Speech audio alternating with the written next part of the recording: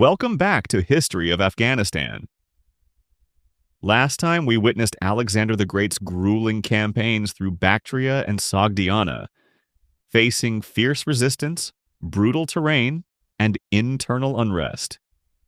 But amid the violence and uncertainty, a political alliance was forged through marriage.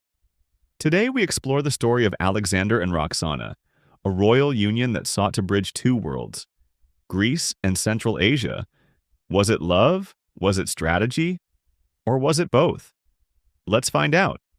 Roxana, also known as Roxana, was the daughter of Oxyartes, a nobleman from Bactria. In 327 BCE, after capturing the supposedly impregnable fortress of the Sogdian Rock, Alexander met Roxana for the first time. Ancient sources say she was young, intelligent, and strikingly beautiful, even by Macedonian standards. The Roman historian Arrian wrote, "No one could say if Alexander fell in love, or if it was political wisdom that guided him. Perhaps it was both. By marrying Roxana, Alexander made a bold statement. He wasn't just a conqueror. He was now a partner to the nobility of the land he had fought so hard to control. This union had strategic value. It linked Alexander to an influential Bactrian family. It signaled to local tribes that he respected their traditions. And it was a message to his own men. The East was no longer just a battlefield. It was home. The marriage followed Persian customs. It shocked many of his Macedonian officers who expected their king to marry a Greek queen, not a local noblewoman. But Alexander had a vision, a blended empire of East and West. Alexander's marriage to Roxana was just one step in his broader policy of cultural integration.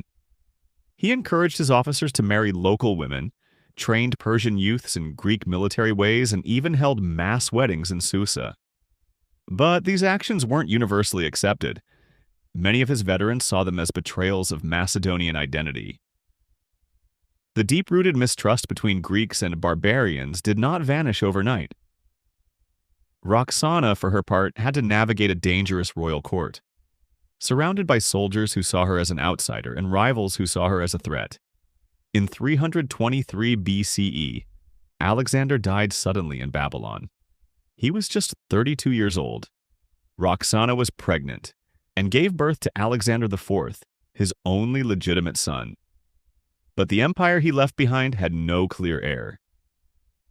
Civil war erupted. Generals and satraps fought for power.